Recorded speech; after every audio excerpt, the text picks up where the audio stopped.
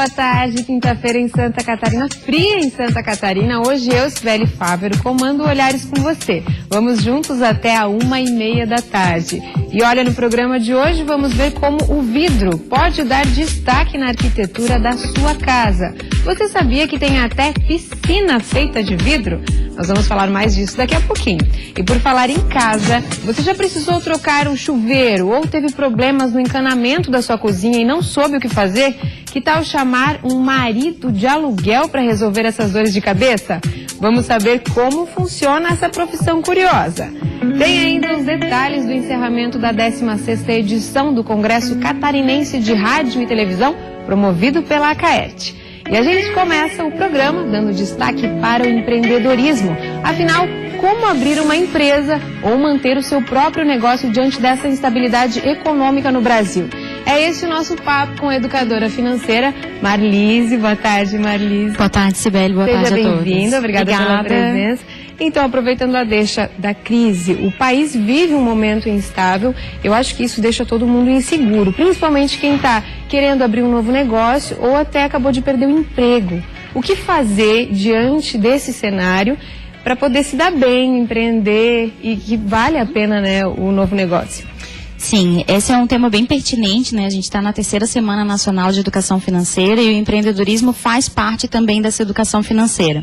Muitas vezes as pessoas resolvem empreender justamente no momento de crise, por acreditar que essa é a única opção ou por enxergar realmente esse empreendedorismo como uma das opções que aparecem à sua frente até ao desemprego ou a falta de oportunidades. O mais interessante de tudo isso é que a pessoa precisa se preparar também para ótima ideia e vou sair executando uma ideia sem o planejamento. Então, exige para quem quer empreender, é obrigatório um bom planejamento, cursos específicos na área, enfim, trabalhar previamente antes de colocar o seu negócio na rua. Não vale o desespero, então. Tem que se acalmar, pensar bem, planejar para começar. Muitas vezes, as pessoas enxergam como uma luz no fim do túnel. Às vezes não tem saída mesmo. Não consegue emprego, a taxa de desemprego só aumenta no país e às vezes a saída é tentar começar um novo negócio. Quais seriam as dicas, além do planejamento, para que a pessoa consiga ir no caminho certo e não piorar a situação financeira da casa? Sim, com certeza, porque muitas vezes piora, né? A pessoa acaba investindo um dinheiro que não tem ou que poderia servir de reserva por um tempo, ela investe esse valor e acaba não tendo esse retorno desejado. Então, a gente tem algumas dicas realmente para serem seguidas. A primeira delas é o autoconhecimento. A pessoa precisa se autoconhecer, né? Saber quais são os seus pontos fortes, quais são as suas necessidades de crescimento, de desenvolvimento, para daí sim seguir um caminho de empreendedorismo. Saber se ela tem características e competências empreendedoras. Para isso a gente tem vários cursos no mercado que trabalham essa questão e podem auxiliar, inclusive, o futuro empreendedor. Cursos até gratuitos, né? Sim. Como essa semana que está oferecendo palestras. Isso mesmo. Essa semana a gente está com um evento gratuito no sábado agora, das 15 às 17 horas, ali no CAP, Centro Arquidiocesano de Pastoral, onde a gente vai tratar esse assunto, liberdade empreendedora, onde o assunto dinheiro é visto junto com o empreendedorismo. Então, além do autoconhecimento, identificar o porquê que eu quero empreender, né? Ter isso junto dentro de si como sua missão pessoal, dentro dos seus valores pessoais e familiares, isso é um ponto também bastante importante, uma dica já que a gente consegue oferecer para o público que está nos assistindo. Já fica a dica, né? E nesse momento de instabilidade, abrir um novo negócio pode ser positivo, pode trazer um retorno rápido? Qual seria a dica? É melhor esperar um pouco para que a situação melhore? Ou tem como investir e apostar num negócio próprio nesse momento? Depende sempre do planejamento, né? Então, a organização financeira aliada a um bom planejamento, ela vai trazer essa resposta. Então, depende aonde que eu estou investindo. Tem investimentos que vão demorar mais tempo para ter o retorno e tem outros que podem ser que tenham esse retorno a curto prazo. Mas, geralmente, um bom plano de negócios, um bom planejamento vai ser o indicativo, o indicador de que eu estou apostando no negócio certo. Procurar também um profissional da área contábil, da contabilidade, é o ideal para que faça esse mapeamento inicial da legalização do negócio. Para que tenha essa orientação, isso. né? Não começar só com a ideia. Isso mesmo. E também eu acho que não só quem tem como opção, quem não tem mais opção, perdeu o emprego, recebe às vezes o dinheiro do FGTS, recebe aqueles benefícios e talvez pensa em abrir um novo negócio, não só essas pessoas, mas quem tem o seu trabalho formal também pode empreender de maneira paralela. Eu acho que as dicas servem para todos, né, Marli? Sim, com certeza. E essa questão do empreendedorismo paralelo, ele é bem interessante porque ali a pessoa vai se testando nesse papel de empreendedor. O risco diminui. O risco diminui, porque parece até que é fácil, né, ser empreendedor, eu vou abrir meu negócio, eu vou ter mais tempo livre. Muito pelo contrário, muitas vezes o empreendedor acaba tendo que trabalhar mais, trabalhar final de semana, feriado, à noite. Não tem horário, porque tem que dar conta daquele recado em que ele assume. Então é algo muito importante realmente a ser pensado, essa questão do empreendedorismo de uma maneira sustentável e que daqui em diante ele seja saudável tanto para a pessoa que está empreendendo quanto para as que estão à sua volta. Fica o convite então para as palestras que vão até o dia 21, começaram dia 16, mas ainda tem muita coisa boa pela frente até sábado, né, Marli? Temos sim. Amanhã pela manhã nós estaremos no Conselho Regional de Contabilidade aqui de Santa Catarina com a palestra E o Contador Conta com Quem? Público específico para os profissionais da contabilidade, mas é também aberta ao público em geral. E no sábado à tarde, então, um mini workshop Liberdade Empreendedora tratando os assuntos empreendedorismo e dinheiro. Então, ele é muito bem-vindo justamente nesse momento em que o país vive. Programação a gente tem no site? Tem no site www.sementeprospera.com.br/agenda. Fica o convite, então. Muito obrigada, Marli. Obrigada, eu que agradeço o convite. Obrigada. Até a próxima. Até.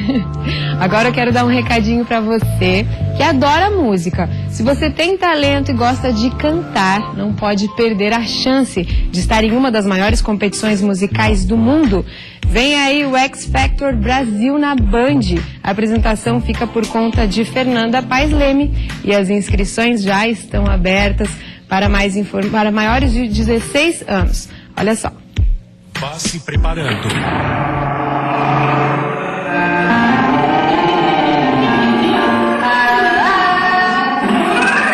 Chegou sua vez de ser famoso, ser uma estrela da música. Inscreva-se individualmente ou em grupo no band.com.br/X Factor e prove seu talento musical. X Factor Brasil.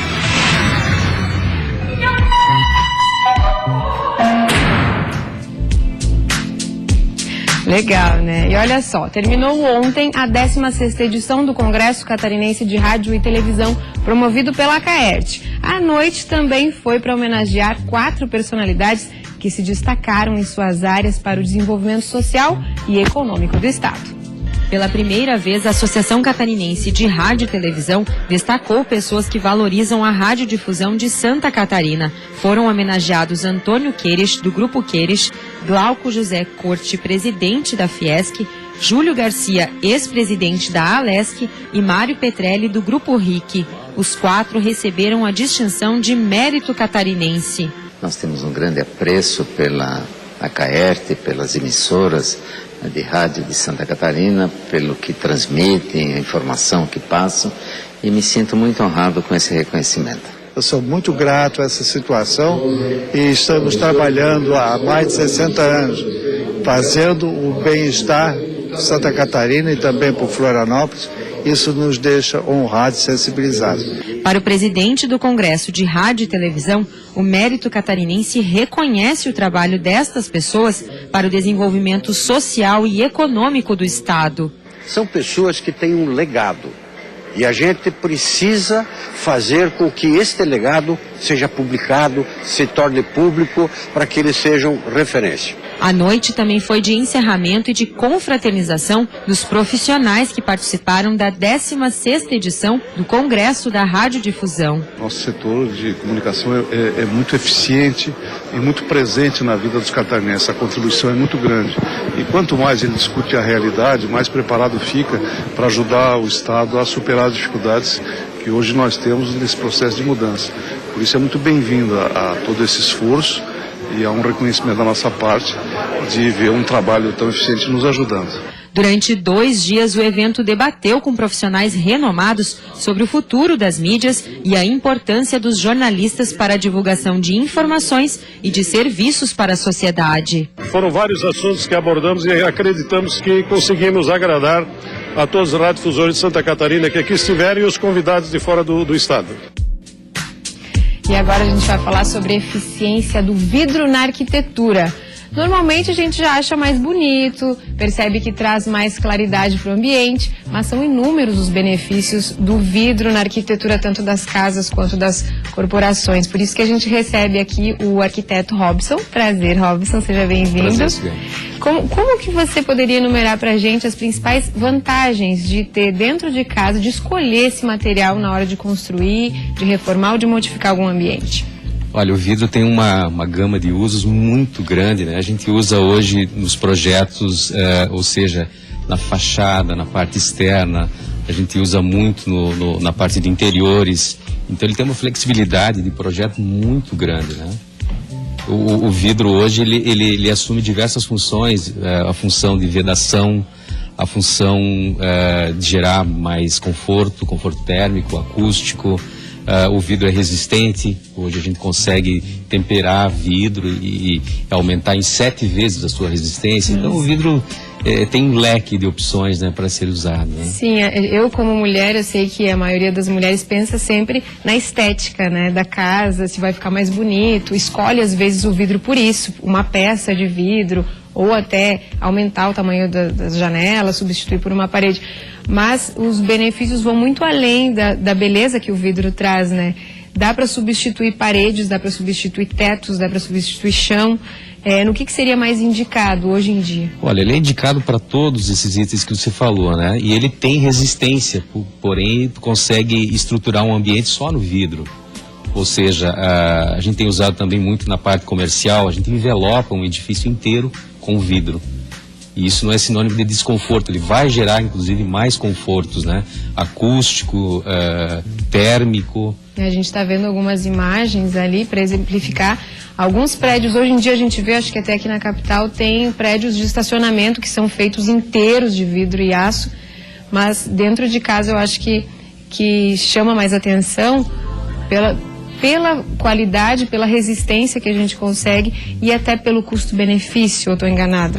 Sim, ele assume um papel importante também no custo-benefício e também vamos lembrar que é um produto de reciclagem, né? Isso aí hoje é muito importante, o fator da sustentabilidade.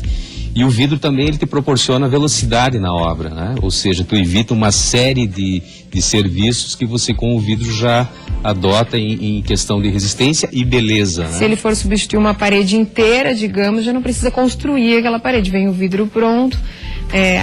Acredito que seja o tempo da instalação e a manutenção também deve ser mais fácil, né? Sem dúvida, a manutenção é mais fácil. E você também tem a possibilidade de gerar a forma de se proteger também, ter privacidade, né? O vidro não necessariamente é um vidro transparente. Isso você é importante. pode adotar pinturas no vidro, filmes nos vidros que vão te gerar privacidade. São inúmeras as possibilidades. São inúmeras né? possibilidades. E nunca perdendo a transferência de luz, né? Você vai ter os ambientes iluminados. Economia, energia também. Economiza, né? Economiza energia durante o dia. Você tem os ambientes, todos eles com luz natural, né? Quais seriam as dicas para quem está em casa, está pensando em construir, reformar ou substituir alguma peça em casa, alguma área da casa? Quais seriam as dicas que você pode dar? Olha, são tantas as formas de utilizar o vidro, ou seja, temos espaços às vezes de pé direito alto, queira gerar um mezanino, por que não fazer de vidro? Ele tem resistência para tal, né? Parece frágil, mas ele pode ser temperado inúmeras vezes, né? Resistente, você pode circular, andar sobre ele, né? E também dentro da decoração, você pode fazer mesas, criar uma divisória com alguma estampa aplicada sobre o vidro. Então, assim, como eu falei, o leque, a gama de usos é muito grande. E é importante procurar também um profissional capacitado para que possa orientar quem tiver esse interesse, né? Aí você tem a criatividade, né? Que ajuda muito e te dá muitas opções de uso, né? Tá bom, muito obrigada pelas dicas, Robson. Eu que agradeço. E olha, Santa Catarina recebe o espetáculo Cuco, a linguagem dos bebês no teatro, da companhia Caixa do Elefante. As apresentações começam amanhã em Joinville e seguem sábado e domingo em Jaraguá do Sul e Itajaí, respectivamente. Florianópolis e Laguna nos dias 24 e 25. Dia 27 em Lages e 28 em Chapecó. A peça dialoga com os bebês e permite a interação através da manipulação de materiais. O espetáculo é gratuito.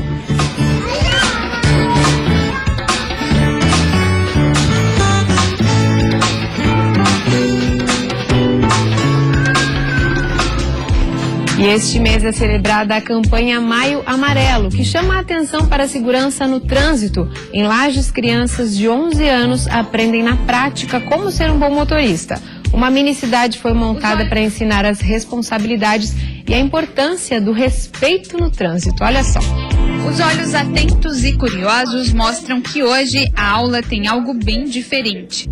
Essas crianças de uma escola pública de Lages deixaram a sala de aula para aprender um pouco sobre como respeitar a vida no trânsito. Elas vieram até a delegacia da Polícia Rodoviária Federal de Lages para entender um pouco por que devemos respeitar as leis na hora de dirigir. Serão os motoristas do futuro. A gente espera que isso daqui a uns 10 anos, quando essas crianças estiverem atrás de um volante ou um guidão de uma moto ou uma bicicleta, e até como pedestres também, que eles sempre serão, que eles ajudem, que eles lembrem dos ensinamentos de hoje e ajudem a reduzir os acidentes daqui a 10 anos. E foi nessa mini cidade que tudo que os motoristas do futuro aprenderam lá dentro foi colocado em prática.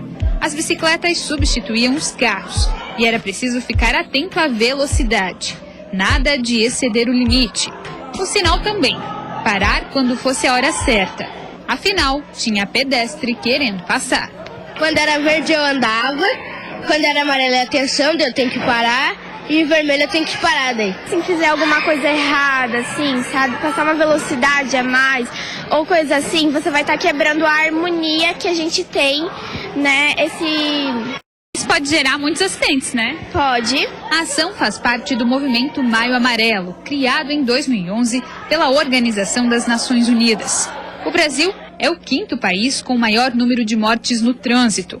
Aqui, só no ano passado, 45 mil pessoas perderam a vida nas estradas. A ideia é que até 2020 o número desses acidentes caia pela metade. Santa Catarina já tem números positivos, mas ainda longe do ideal. Ano passado, por exemplo, foram 455 mortes nas rodovias federais de Santa Catarina. Esse ano já estamos com cerca de 170. Reduziu em relação a 2011? Sim, mas ainda é um número inaceitável, são números de uma guerra civil, de países em guerra, e campanhas como essa, movimentos, têm o objetivo de reduzir essas tristes estatísticas. E se a esperança é essa geração, que as lições que eles estão aprendendo sirvam para que no futuro vidas não sejam perdidas por causa da imprudência no trânsito. Tu acredita que vai ser um bom motorista? Sim. Por quê? Porque eu respeito as leis do trânsito.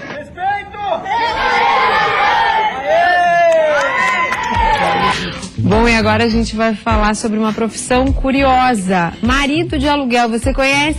Olha, eu tô com um aqui, é o Jeremias. Tudo bem, Jeremias? Tudo bem. Muito obrigada pela sua presença. Ele vai contar um pouquinho pra gente, né, Jeremias, como é que funciona essa profissão. E eu gostaria de saber primeiro, como que você escolheu migrar para essa profissão de marido de aluguel? Na verdade, a gente decidiu fazer esse trabalho de marido de aluguel por necessidade do público, né? Porque a gente trabalha com montagem de imóveis, né? Trabalhava antes. Isso, trabalhava antes. E a gente via muita necessidade de clientes pedindo para instalar um chuveiro, lustres, pendentes, depuradores, ventilador de teto. Então a gente viu uma necessidade maior nesse ramo, nessa parte. Porque o marido de aluguel, ele faz as instalações em geral, troca a lâmpada, realiza desentupimentos também, instalações de chuveiro. Uma mão na roda para muita gente, principalmente para as donas de casa, né? E você percebe que a demanda aumentou de um tempo para cá, a gente ouve mais falar sobre essa expressão marido de aluguel e percebe que o setor vem crescendo. Você tem sido mais solicitado? Sim, na parte de reparos, né? Pequenos reparos, tanto elétrico como hidráulica, tem bastante chamadas, bastante ligações, entendeu? Porém, o mercado de marido de aluguel é grande, entendeu? Tem bastante concorrência. Tem bastante concorrência, mas a gente sempre tem os clientes nossos, né? Fiéis, né? Sim, sempre. Porque eu acredito que o conforto, a comodidade de chamar, conhecer já o profissional, acaba criando um elo de confiança e o cliente acaba contando sempre com o mesmo marido de aluguel, Sim. né? Não larga o marido, né, Jeremias? E o que ajuda bastante também é a experiência, né? É tu saber executar o trabalho, né? E isso também ajuda bastante. Do cliente ligar para ti, tu saber fazer o trabalho, realizar o trabalho com eficiência, com rapidez e qualidade, né? Que hoje em dia nosso ramo precisa qualidade, né? Então a gente procura fazer o melhor possível para a gente ganhar o cliente, né? Porque manutenção em casa sempre vai ser necessário, né? Então se fizer direitinho, vai ter sempre o serviço ali. Donas de casa chamam, idosos, homens também chamam? Sim, bastante. Homens, idosos, adolescentes, né? Com o pai e a mãe não estão, eles atendem a gente.